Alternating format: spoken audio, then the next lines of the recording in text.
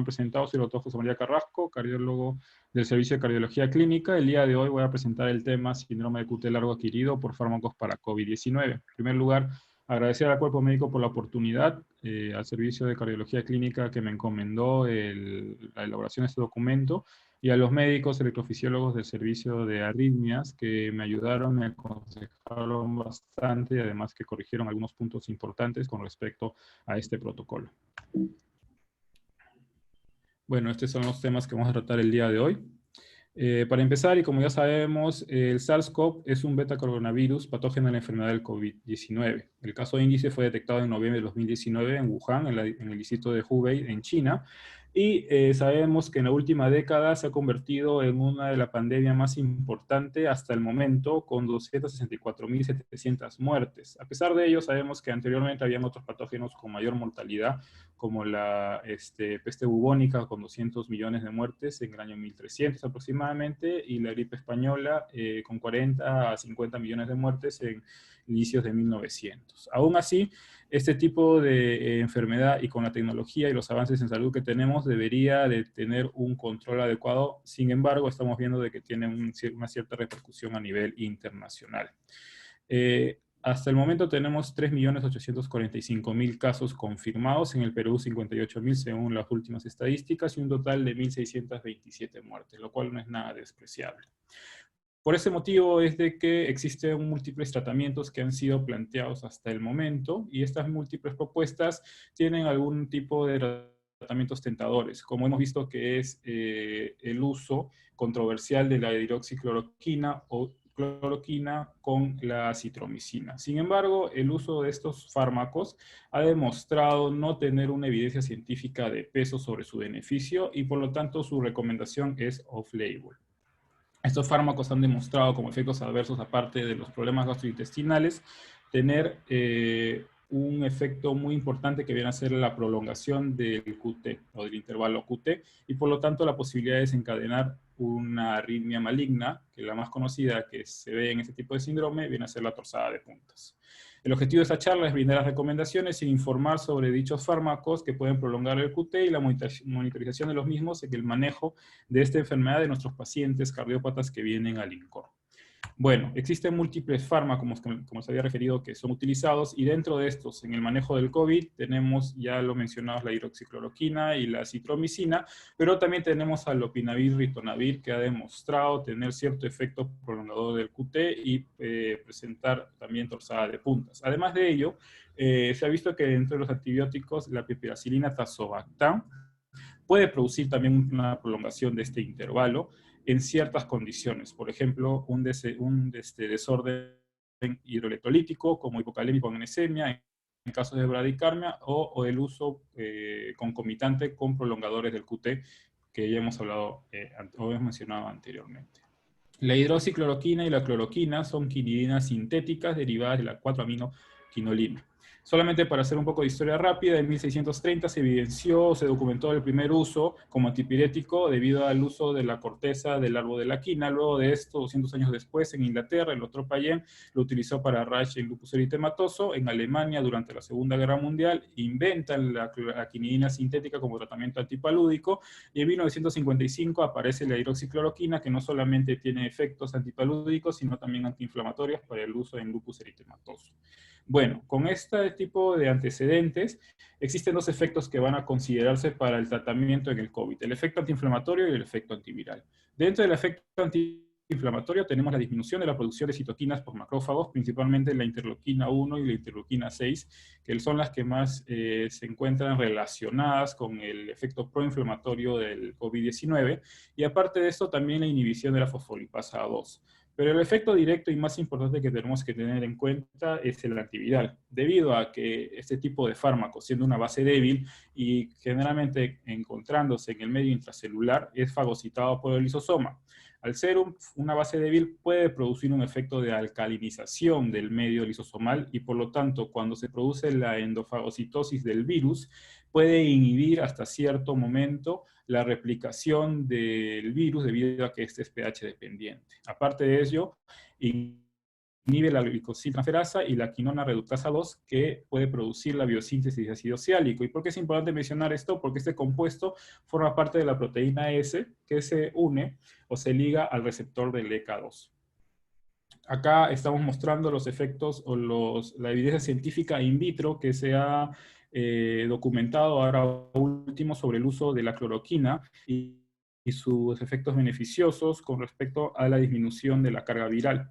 Y por otro lado también tenemos el efecto mucho más beneficioso in vitro de la hidroxicloroquina con respecto a la cloroquina para el manejo de la disminución de la carga viral. Esto no significa de que al haber efectos beneficiosos in vitro pueda haber un efecto beneficioso de manera real o in vivo. Se ha visto ya en estudios anteriores de las cloroquinas que en casos del virus de Zika, de chikungunya o hasta del HIV, se vio que su efecto in vitro era beneficioso, pero in vivo era contraproducente. Por ese motivo es que se han creado nuevos estudios observacionales en este año a partir de febrero, y lo vamos a ver de manera cronológica, de manera rápida, para darnos una idea de qué tipo de evidencia tenemos. En primer lugar, el 19 de febrero, Wang y colaboradores mencionaron en una carta al editor que dentro de todos los ensayos clínicos que se están desarrollando, ha demostrado que 100 pacientes de estos ensayos tienen un efecto beneficioso y superior con respecto a la inhibición de la exacerbación de la neumonía, la mejoría de las imágenes radiológicas y una negativización de la carga viral en poco tiempo. Esto solamente fue un tipo de carta al editor, no tenía ninguna evidencia científica y tampoco se podía ingresar a los resultados de estos estudios. El 6 de marzo, Chen y colaboradores, con 30 pacientes en un estudio observacional, demostró de que no había una diferencia significativa con respecto a la mejoría clínica ni tampoco con la negativización de la carga viral. Es más, se vio que en el grupo control había una mayor negativización del hisopado faríngeo y también había una disminución de la temperatura o de la fiebre en menores días que con respecto al uso de la hidroxicloroquina. Luego de ello llegó el estudio más controversial que hemos tenido hasta ahora, que es el estudio desarrollado en Francia por Gautret y colaboradores con 42 pacientes, de los cuales 16 fueron el grupo control y 26 el experimental. Ellos concluyeron que se asociaba con una significativa reducción y desaparición de la carga viral y su efecto se veía reforzado por la citromicina. Este estudio ha sido muy comentado y también se han observado muchos puntos en contra debido a que se ha visto de que el número de pacientes era muy pequeño, el tipo de análisis fue no paramétrico y la conclusión que dieron acerca de que su efecto se veía reforzado por la citromicina solamente se basaba en 6 pacientes, de los cuales no se hizo un seguimiento más allá de los 12 días y también se vio de que hubo un retiro de algunos pacientes debido a de que habían presentado efectos adversos, terminaron en la unidad de cuidados intensivos o tuvieron una prolongación del QT que ponía riesgoso el seguimiento y el tratamiento.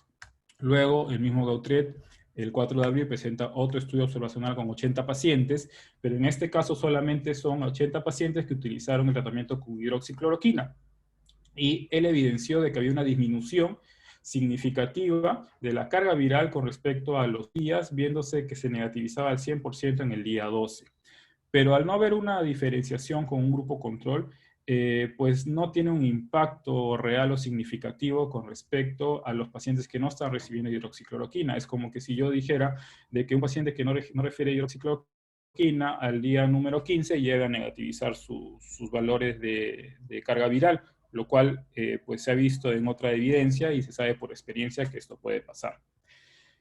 Luego, el 10 de abril, Chen y colaboradores, con un estudio de 62 pacientes, fue uno de los primeros estudios que demostró realmente un efecto clínico debido a que utilizaron como variable o como outcome primario la disminución de la fiebre y de la tos con el paso de los días, y esto fue beneficioso y mucho mayor con respecto al grupo control, y también hubo una mejoría con respecto a los patrones radiográficos aproximadamente a los 10 días de evolución, ¿no? Siendo la mejoría tanto moderada como significativa en el grupo con hidroxicloroquina. Bueno, con toda esta evidencia, realmente no teníamos una conclusión si que realmente la hidroxicloroquina y la citromicina podrían tener un efecto benéfico significativo. Pero justo el día de ayer se publicó un estudio de Gelleris y colaboradores con 1.376 pacientes, que habla acerca de cuál puede ser el impacto clínico que tiene este manejo combinado, o El más bien, audio, el audio, de solamente, ¿sí? Zoilo, no se escucha el audio, ¿puedes verificar? ¿Se Sí, escucha? escucho yo, a ver. Sí se escucha. Ya. Bueno, continúo. Disculpe. ¿Se escucha bien, no? Sí. Ya, perfecto.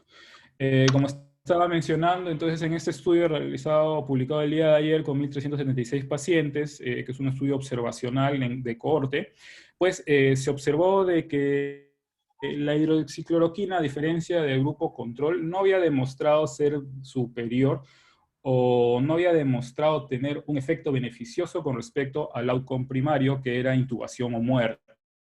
¿Eso qué quiere decir? Que los pacientes que recibían hidroxicloroquina a comparación de aquellos que no lo recibían, pues no demostraba una disminución en porcentaje de la posibilidad de intubación o de muerte. Más bien lo que se ha observado es de que estos pacientes tenían un mayor porcentaje de intubación o muerte en el número total. Al hacer un análisis crudo también se vio que había un riesgo de hasta 2.3 veces más posibilidades de que estos pacientes tengan intubación, que terminen intubación o fallezcan. Aún así, debido a que existían unas variables confusoras, que eran la morbilidad, las comorbilidades, debido a que el grupo de hidroxicloroquina al inicio del tratamiento tenía un porcentaje mayor de comorbilidades, se hizo esta corrección y se observó aún así de que no había una diferencia significativa con respecto al outcome primario entre el grupo control y el grupo de la hidroxicloroquina. Por ende, seguimos sin tener una evidencia clínica significativa y tangente que nos diga de que este tipo de fármacos realmente tengan un beneficio. Aún así, hemos visto, y como vamos a mencionar más adelante, ha sido aprobada por la FDA y lo manejamos en nuestros protocolos de manejo nacionales, ¿no? Por otro lado, tenemos la citromicina, la cual es un macrólido, un antibiótico, y ha demostrado tener cierto efecto antiviral, ¿no? La concentración inhibitoria in vitro para el SARS-CoV-2 es de 2.2, un poco mayor a lo que viene a ser la hidroxicloroquina.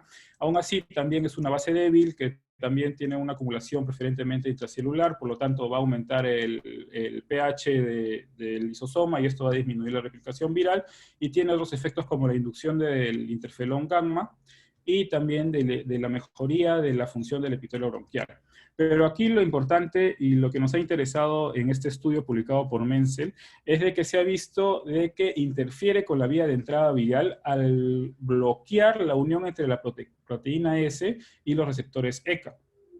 A pesar de que es un estudio molecular, pues se ha visto cierto efecto antiviral in vitro, ¿no? Tal como estamos viendo en estas imágenes, esta zona que está como iluminada es la zona donde la citromicina se liga y evita de que la proteína S pues, sea unida al receptor ECA2. Aún así, como hemos mencionado, estudios in vitro no demuestran que su efecto sea realmente beneficioso in vivo. Un estudio realizado por Dan y colaboradores con base a la metodología desarrollada por el estudio francés de Gautret trató de demostrar si es que realmente existía un efecto beneficioso del uso de la citromicina con la hidroxicloroquina. ¿Qué fue lo que concluyeron? Que a los días 6 de tratamiento de seguimiento vieron que el PCR seguía positivo en 10 pacientes. A diferencia de los resultados de Gautret, que demostraba de que a los días 6 ya había una disminución significativa del PCR positivo. Ellos concluyen que no hay evidencia de actividad antiviral fuerte o beneficio clínico in vivo de la combinación de citromicina con hidroxicloroquina en pacientes hospitalizados con clínica severa. Acá otro estudio realizado en el 2012, donde lo único que quiero demostrar es de que se hizo un estudio de diferentes antibióticos con respecto a la posibilidad de riesgo de muerte cardiovascular. Y se observó que la citromicina aumentaba el riesgo de muerte cardiovascular cuando se utilizaba a comparación con pacientes que no recibían este antibiótico, ¿no? Tenían un hazard ratio total de 2.8 al día 5. Que generalmente son los días que nosotros utilizamos para dar el tratamiento. Pero esto no demuestra realmente el efecto que puede tener a nivel de la prolongación del QT y la presentación de muerte súbita por arritmias malignas. Solamente la muerte cardiovascular que puede ser relacionada con comorbilidades de fondo. Por último, tenemos que tener en cuenta que ya revisada esta evidencia, pues la FDA en marzo, aproximadamente el 20 de marzo, publica sus lineamientos y menciona de que se da la autorización para el uso de hidroxicloroquina, de cloroquina y de acitromicina en el manejo del tratamiento. Ahora, Trump aprovechó este contexto, esta situación, y publicó en Twitter de que las esperanzas regresaban, de que el uso combinado de ambos fármacos podía ser la vacuna, entre comillas, porque dijo vacuna, para el manejo de ese tipo de enfermedad. Pero Fauci, después, cuando dio su conferencia, nuevamente retractó este tipo de publicación y dijo de que el uso permisivo por la FDA es debido a basado en estudios in vitro y a data clínica anecdótica. En ningún momento menciona la evidencia clínica, científica o significativa que mencione que estos medicamentos realmente sean beneficiosos. Aún así es lo que tenemos a la mano y lo que estamos utilizando como manejo. Bueno, por último, dentro de los fármacos prolongadores tenemos al lopinavir ritonavir, que es un inhibidor de la proteasa utilizado contra el HIV. Se ha demostrado su efecto in vitro contra el SARS-CoV y el MERS-CoV, que son los primos del coronavirus, y según últimos estudios in vitro se ha demostrado su efecto de inhibitor de replicación viral con una concentración efectiva de 26.1 micrómetros. Bueno, existen dos estudios. El primero, que fue relacionado por Ye y colaboradores, un estudio en China que trató de demostrar que realmente existía un beneficio clínico con respecto al tratamiento de control. ¿Y qué es lo que menciona como conclusión? De que el lopinavir asociado al tratamiento de base arbidol e interferón inhalado tuvo un efecto beneficioso en la caída de la temperatura y normalización de valores de laboratorio sin evidencia de efectos adversos. Bueno, valores de laboratorio y normalización de estos no es un outcome primario importante, más bien es una variable subrogada que no está demostrando un efecto clínico directo. Y la caída de la temperatura también se demostró en el grupo control, por lo tanto no es que sea una conclusión tan fuerte o que tenga peso con respecto a su uso. Luego existe el estudio Lotus, que ya ha sido mencionado anteriormente en una exposición previa, que habla acerca de que el lopinavir ritonavir, a comparación con el tratamiento estándar, no ha demostrado tener una mejoría en la curva clínica con respecto a los días, tal como estamos viendo en esta curva de Kaplan-Meier, ¿no? Más bien lo que ha demostrado es que hay una prolongación de la estancia hospitalaria, pero solamente por un día. Aún así, los autores se atreven a decir de que de manera directa, sin necesidad de hacer estudios analíticos, pues se vio una disminución de la mortalidad de aproximadamente un 5%, de que la estancia en la UCI también disminuyó aproximadamente en 5 días, y de que solamente hubo un día de diferencia con respecto a la mejoría clínica en los pacientes que tenían un manejo estándar. Aún así, vuelvo a repetir, este no es un tipo de conclusión validada para decir de que realmente hay un efecto beneficioso clínico del uso del lopinavir ritonavir. Bueno, con respecto al uso que se está dando de este fármaco, pues sabemos que tanto la Agencia Española de Medicamentos y Productos Sanitarios como el Ministerio de Salud, a través de su resolución ministerial publicada el 29 de marzo, avala su tratamiento. En nuestra guía de manejo del INCOR utilizamos este tipo de fármacos solamente como alternativa o coadyuvante en pacientes en estadio inicial o que no son clínicamente severos.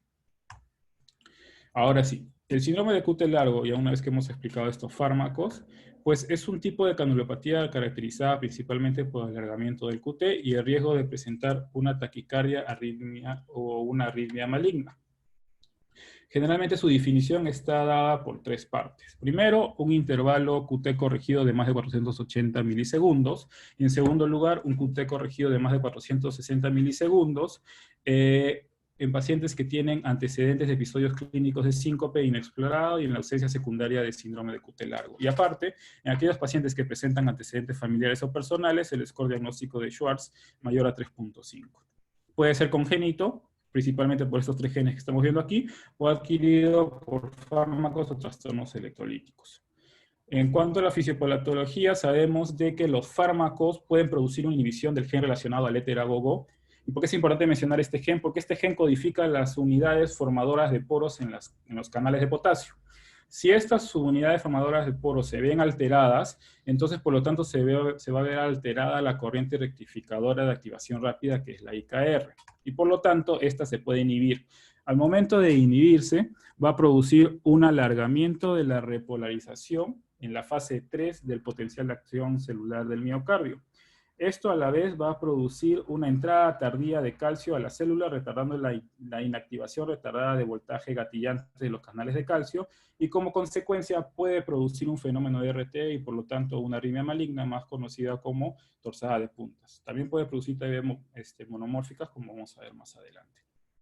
Aquí tenemos un estudio realizado este año por Sarayán y colaboradores que habla acerca de la frecuencia de presentación de torsada de puntas o prolongación del QT en pacientes con hidroxicloroquina, citromicina o amoxicilina. La amoxicilina lo menciona solamente como grupo de control.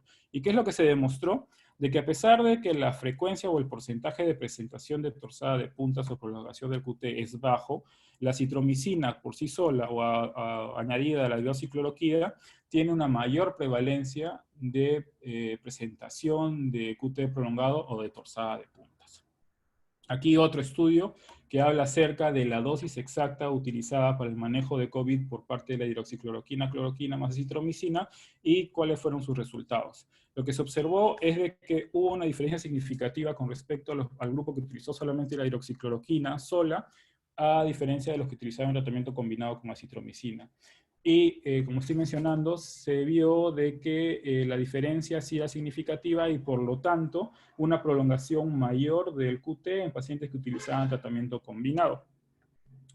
Además es importante mencionar que las tres presentaciones más frecuentes de arritmia fueron una fibrilación auricular en 8.5% de los casos, taquicardias ventriculares monomórficas no sostenidas en 3% de los casos y TB monomórfica sostenida en 0.5% de los casos. No hubo la presencia de ninguna muerte por causa arritmogénica, felizmente, ¿no? Es un reporte muy importante.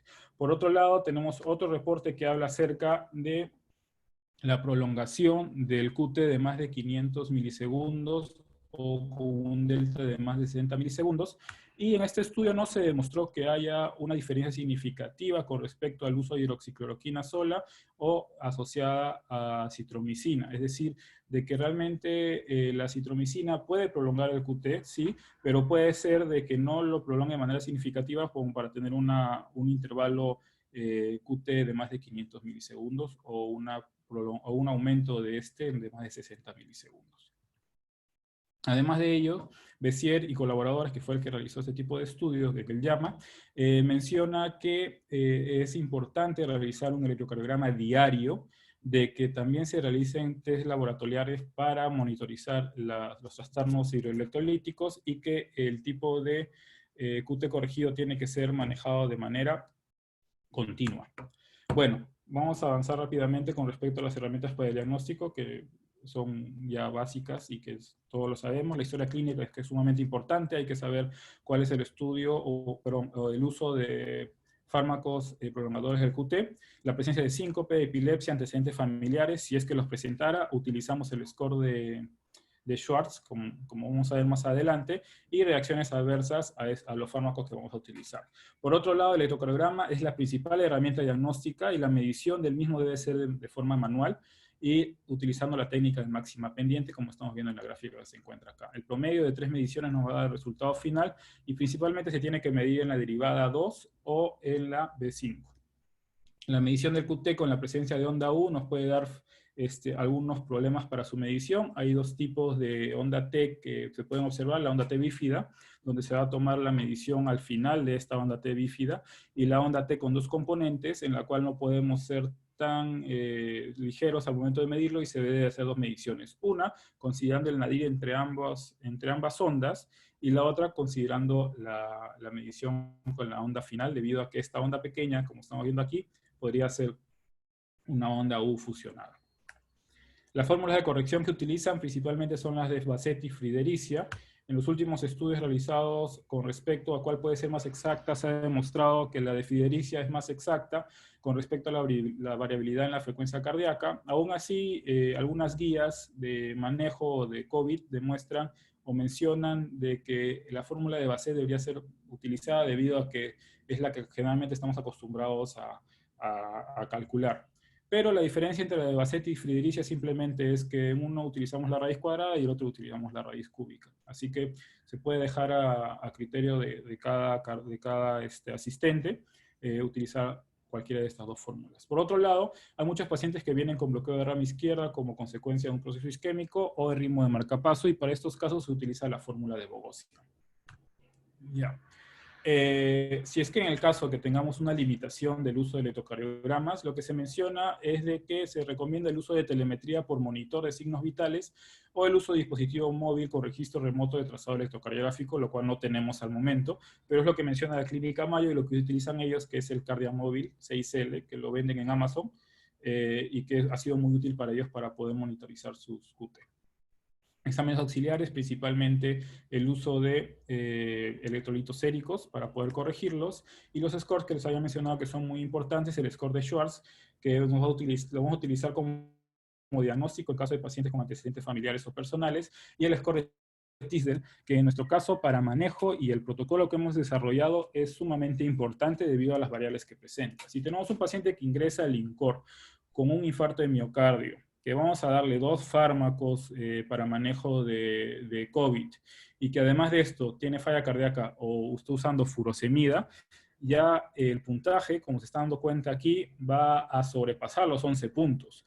Por lo tanto, este score es muy importante para nosotros para poder valorar la frecuencia de monitoreo del electrocardiograma, como también el riesgo que el paciente puede presentar de tener un QT largo, ¿no? A pesar de que tiene una sensibilidad, una especificidad baja, es utilizado y lo utilizan actualmente algunas guías para manejar ese tipo de síndrome. Hay un estudio que ha sido publicado por Mercurio y colaboradores en el JAMA, que no directamente habla acerca del score de Tisdale, pero menciona algunas de sus variables. ¿Y qué es lo que dice? Lo que menciona es que el uso de diuréticos y un QT corregido de más de 450, tiene un impacto significativo en el aumento de las posibilidades de que el paciente presente un QT de más de 500 milisegundos, siendo 3 a 7 veces más el riesgo de que el paciente presente esta prolongación. Por otro lado, también se vio que un score de Tisdale de más de 11 puntos tiene un impacto o es significativamente mayor la posibilidad de que ellos presenten un QT de más de 500 milisegundos. Además de otro tipo de variables como es la respuesta sistémica inflamatoria y el tiempo de que el paciente se encuentre en la UCI. Bueno, una vez que hemos entendido todo el tema de los fármacos de prolongación de QT, que hemos visto el manejo con las herramientas diagnósticas y también la importancia del score de Tisdale, vamos a hablar acerca del manejo según escenarios. Para esto vamos a mencionar antes 3 algoritmos que me parecen muy interesantes porque dan una variable diferente y que debería ser considerada también por nosotros como médicos asistentes en el INCOR. La primera que tenemos es de la Clínica Mayo, que la Sociedad Latinoamericana de Cardiología, a través de la Sociedad Colombiana de Cardiología, lo han acomodado a su realidad, pero en nuestro caso lo hemos tomado con muchas pinzas debido a que ellos mencionan 3 puntos importantes. Primero, que este algoritmo está basado en el riesgo-beneficio del paciente. Por lo tanto, utilizan en la parte superior de este algoritmo unos riesgos o unos criterios de riesgo, ¿no? Como es edad mayor a 65 años, un estado inmunosuprimido, como trasplante cardíaco, y condiciones de comorbilidad alta, como es enfermedad renal, enfermedad pulmonar, etcétera, etcétera, o falla cardíaca, ¿no? Entonces, de acuerdo a estos criterios, ellos mencionan si es que el paciente va o no va a tratamiento con hidroxicloroquina y acitromicina, o más menos acitromicina o más menos ritonavir. De acuerdo a esto, ellos recién ahí dividen su escenario en 3 partes. Un QT de más de 500, un QT si eres hombre de más de 470 o si eres mujer de más de 480, y el último un QT normal.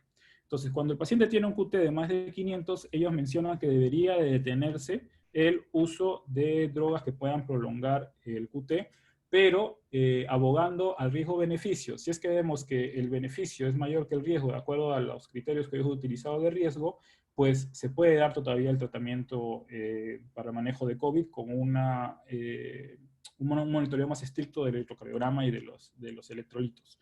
Si tienes un QT en la parte moderada, ¿no? Que viene a ser más de 470 o más de 480, el paciente pues, puede continuar la terapia para COVID y se debe suspender los medicamentos que no sean necesarios.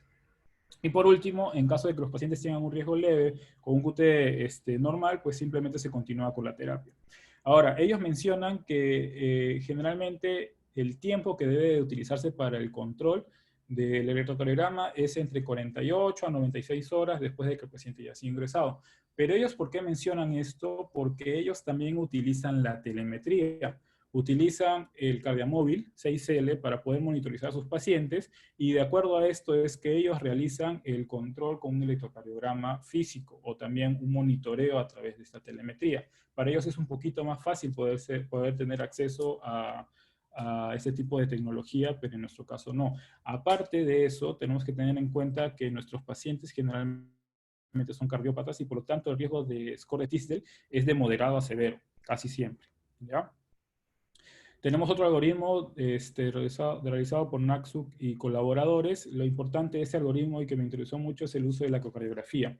Ellos mencionan de que si un paciente tiene una cardiopatía estructural o una hipertrofia moderada a severa o un trastorno de conducción o uso de marcapaso, estos pacientes ya se van a considerar de por sí de alto riesgo y por lo tanto deben de ser manejados de manera o monitorizados de manera estricta con el apoyo de un cardiólogo. Entonces, el uso de la ecocardiografía como complemento en este algoritmo me parece muy importante y valioso.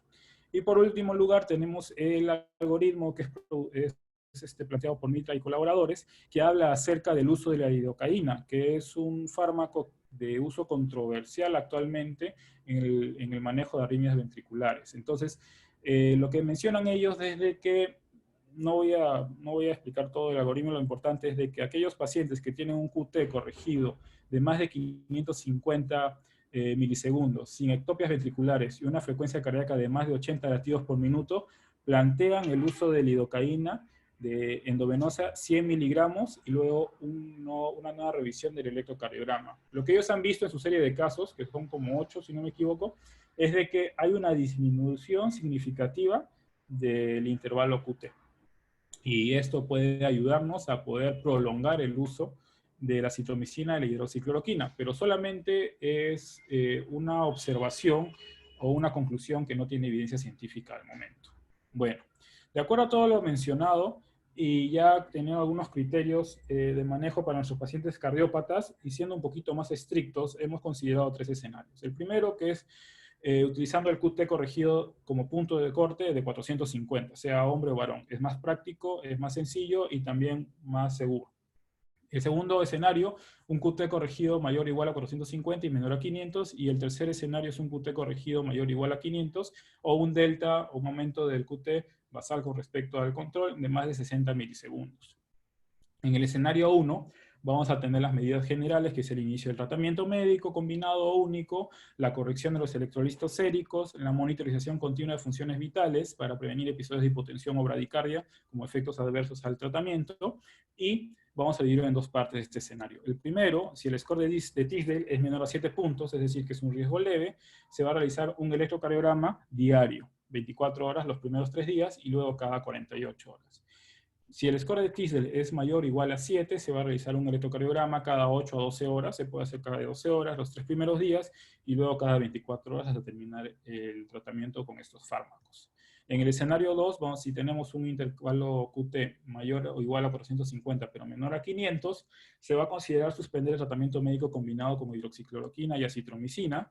Se va a recomendar el tratamiento único, la corrección de electrolitos y el monitoreo de las funciones vitales. Además de esto, un electrocardiograma cada 8 a 12 horas los 3 primeros días y luego cada 24 horas. Y por último, el escenario 3, cuando tenemos un QT mayor a 500 o un aumento de la diferencial mayor a 60 milisegundos, la presencia de síncope o arritmia ventricular.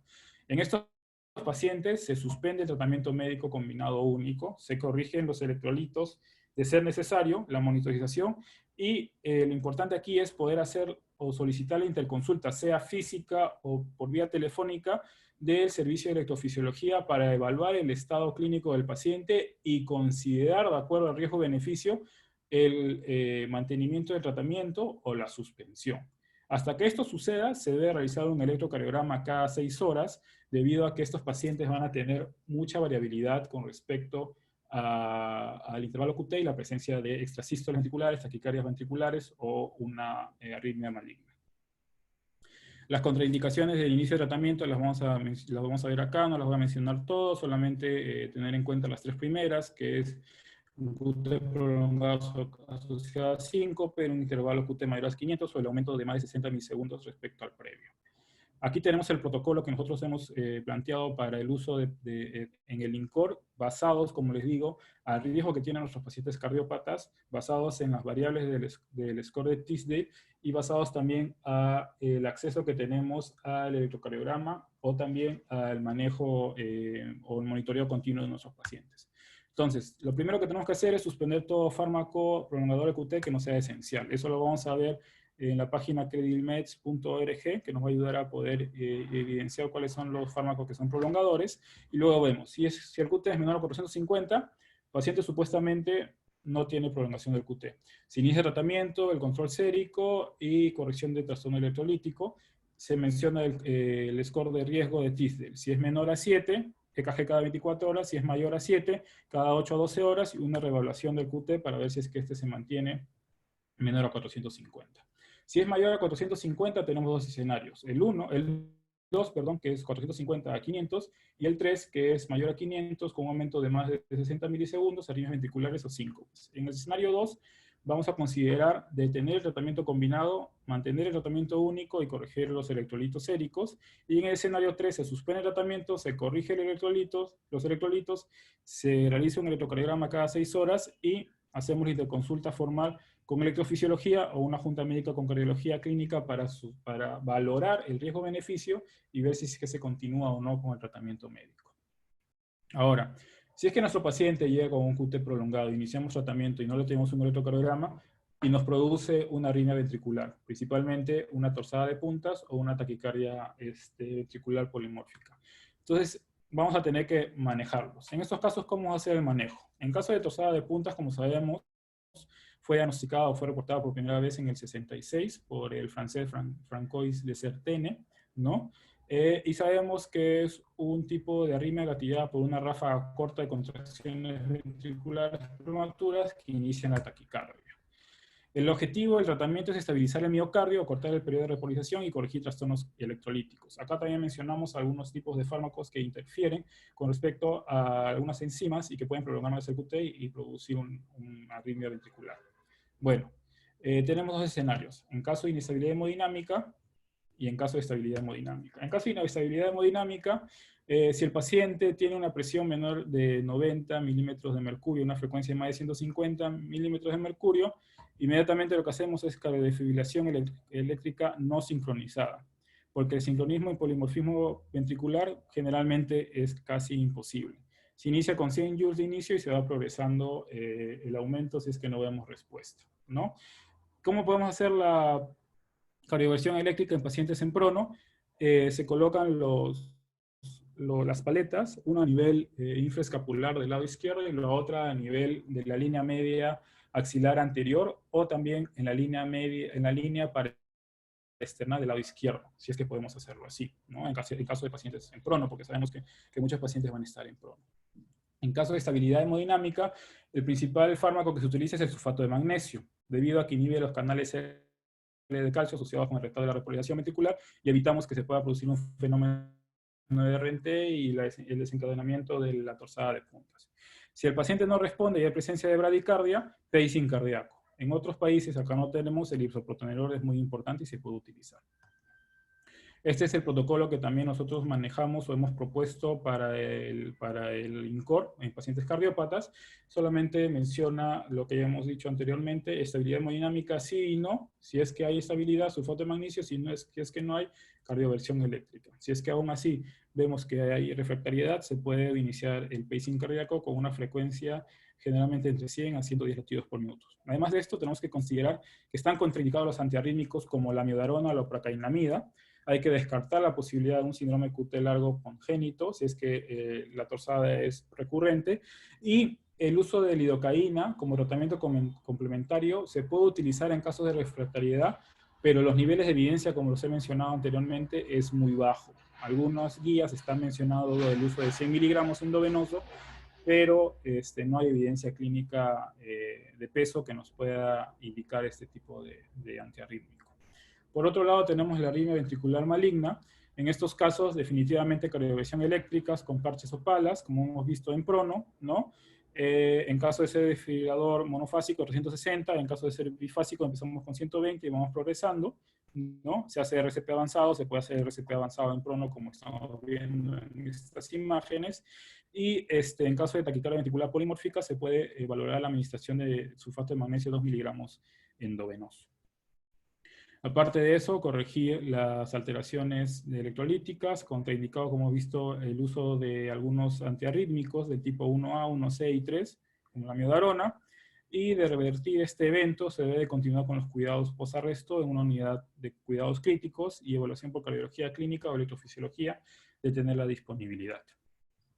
Bueno, como conclusiones con respecto a este tipo de manejo del síndrome QT prolongado, solamente mencionarles como mensaje final también, de que no existe al momento algún tipo de fármaco que haya demostrado con evidencia científica de peso un beneficio significativo en el uso de COVID. Por otro lado, tener en cuenta de que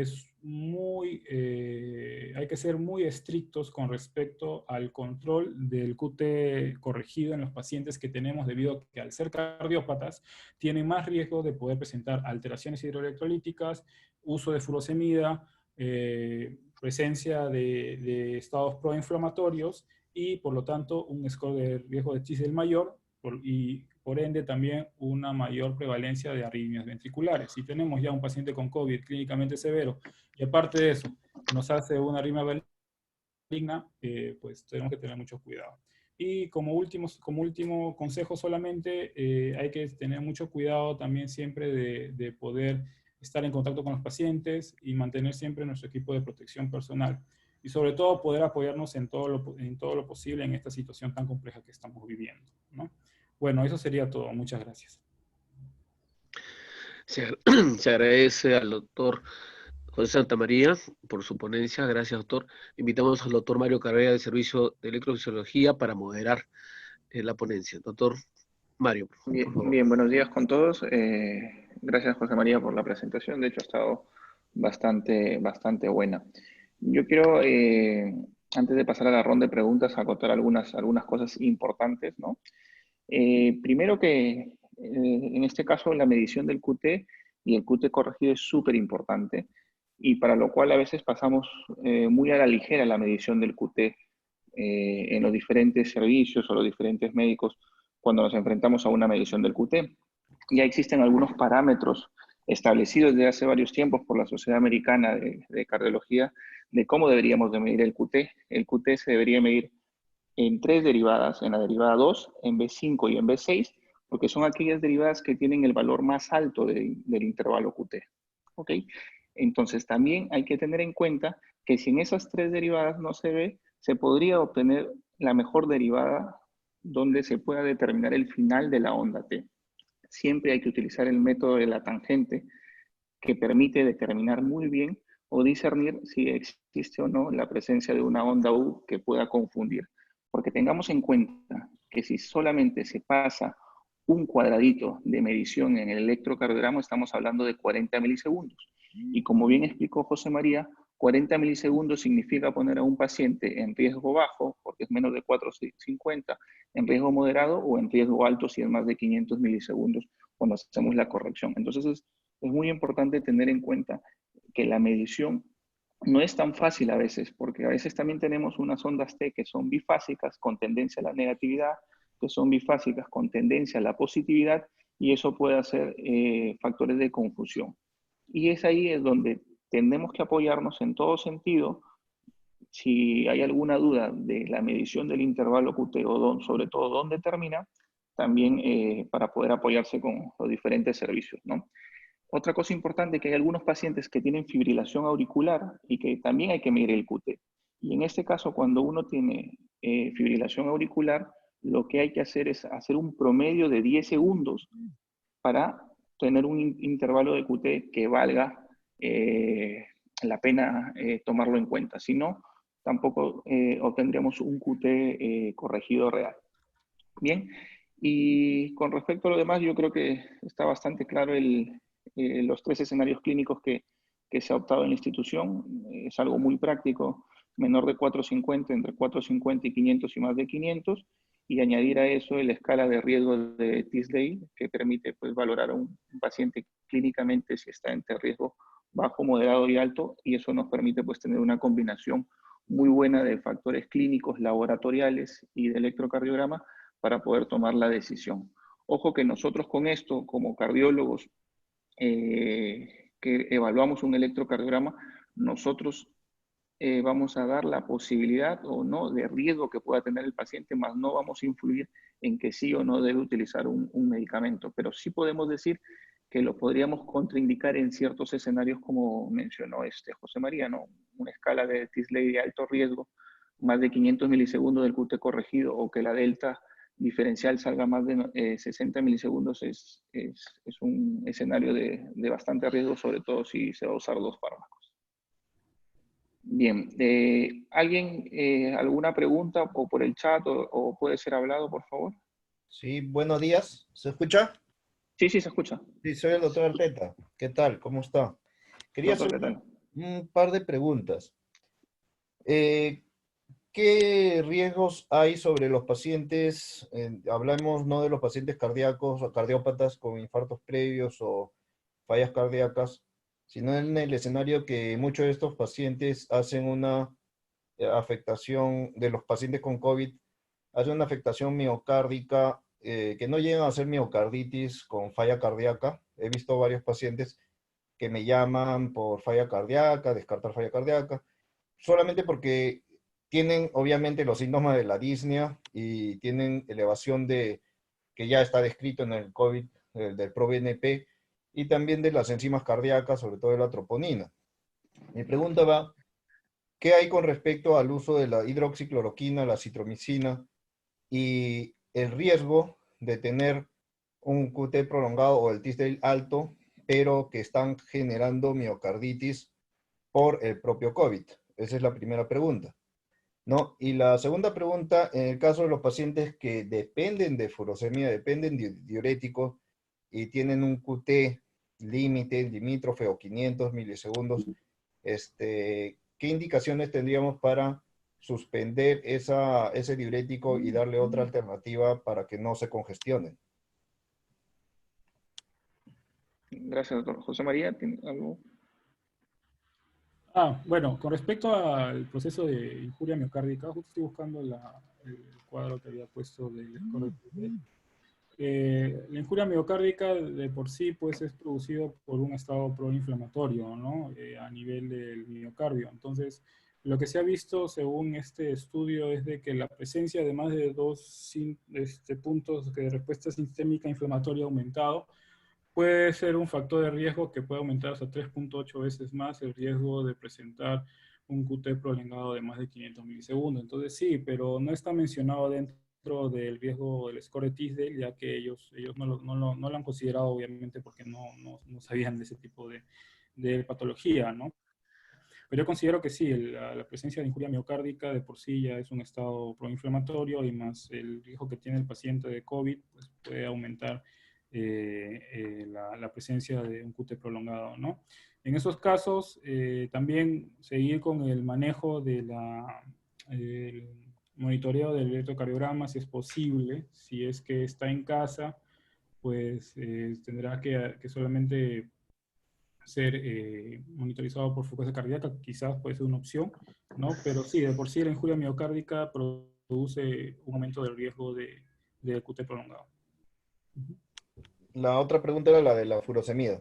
O sea, en pacientes con falla cardíaca y que se presentan con COVID y tienen QT prolongado o limítrofe y usan furosemida, y les retira la furosemida o no. No, la furosemida tiene que mantenerse, ¿no? Si el paciente ya lo ha estado recibiendo, tiene que mantenerse porque obviamente un estado también infeccioso proinflamatorio puede producir mayor descompensación de falla cardíaca. A pesar de que se ha visto de que la furosemida puede aumentar el riesgo de QT prolongado, tenemos que considerar aquí la balanza de riesgo-beneficio, ¿no? Yo considero que el beneficio Si es que el paciente tiene un QT de menos de 500 milisegundos, pues es mayor que el riesgo. Ok, sí, como le dice Walter, haríamos mucho más estricto el monitoreo, ¿no? El Claro. valor que se pone, doctor Arreta, el valor que se pone de corte cuando se utilizan en algunos estudios estos diuréticos de ASA es el potasio que no baje de 4. Cuando utilizamos un potasio que esté por encima de 4, y sobre todo en aquellos pacientes que tienen un score de riesgo mayor o digamos un QT corregido de inicio mayor a 450, hay que ser más estrictos también en el monitoreo.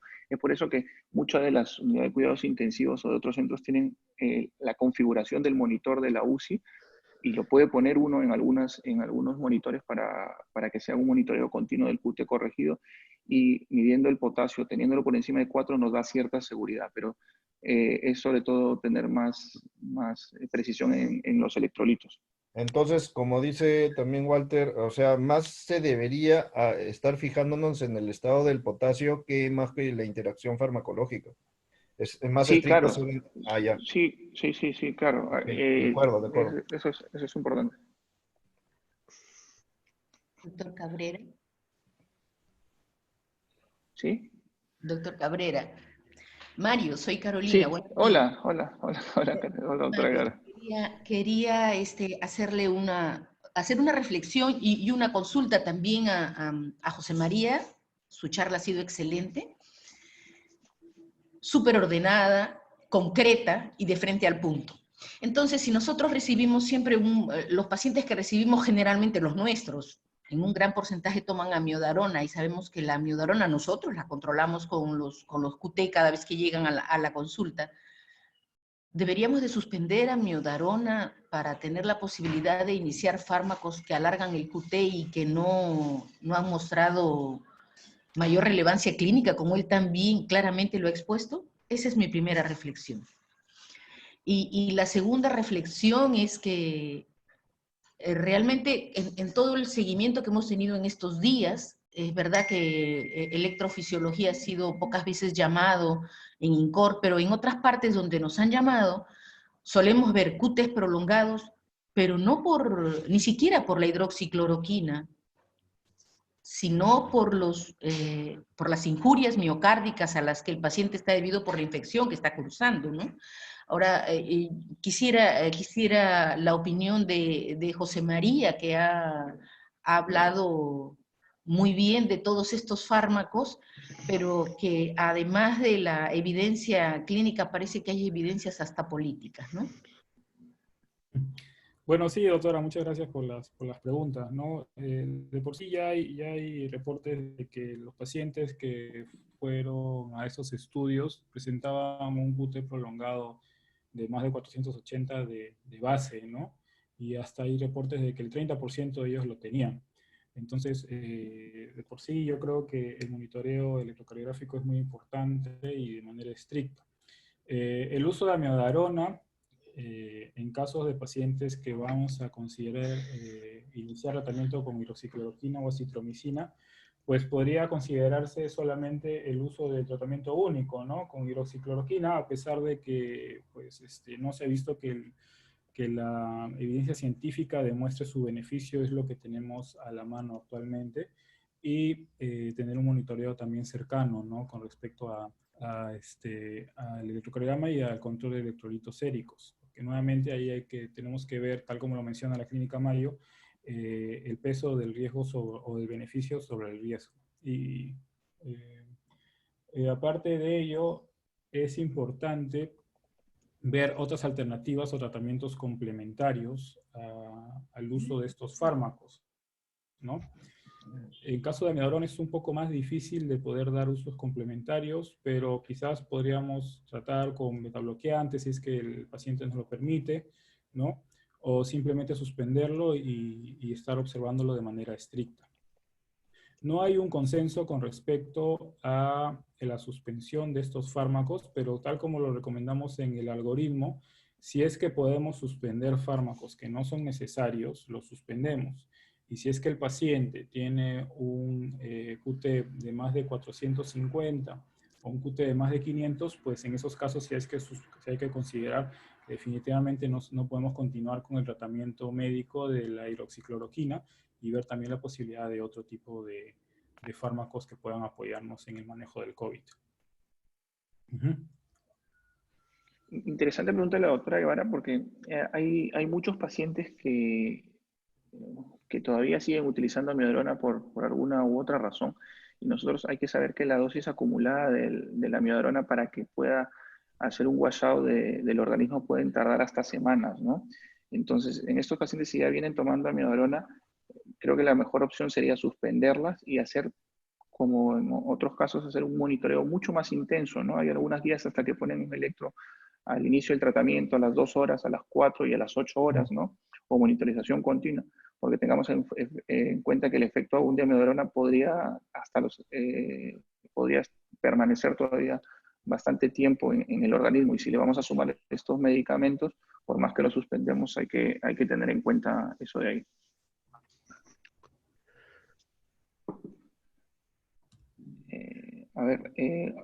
La doctora Zoila hace una pregunta donde nos refiere alguna recomendación para la toma del electrocardiograma en posición prona.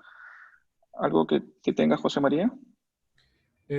Bueno, he estado revisando también acerca del electrocardiograma en posición prona. No he encontrado realmente mucha información, pero como hemos visto, y como usted también menciona, Doc, se puede medir el QT corregido en pacientes que solamente tengan las derivadas frontales en D2, ¿no?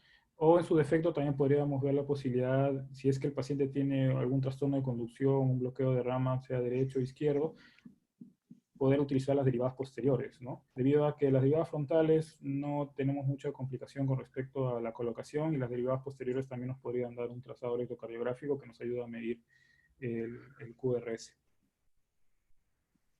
Sí, es cuestión de acomodarlo un poco ahí, pero se podría utilizar hasta unas derivadas posteriores, como lo mencionan, ¿no? A veces como se ve de infartos de cara posterior que se alargan las derivadas hacia la parte más lateral o posterior del tórax.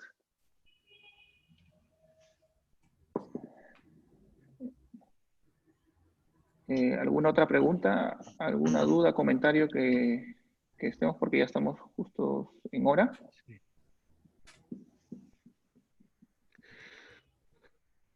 Bueno, ya siendo las 9, agradecemos al cuerpo médico, la junta directiva, agradece al doctor José María por su brillante y excelente disertación, al doctor Mario Cabrera del Servicio de Electrofisiología por su moderación, y a todos ustedes por su presencia virtual. Se les agradece y bueno, los esperamos nuevamente la siguiente semana a las 8 en punto. Gracias por su puntualidad y por su comprensión.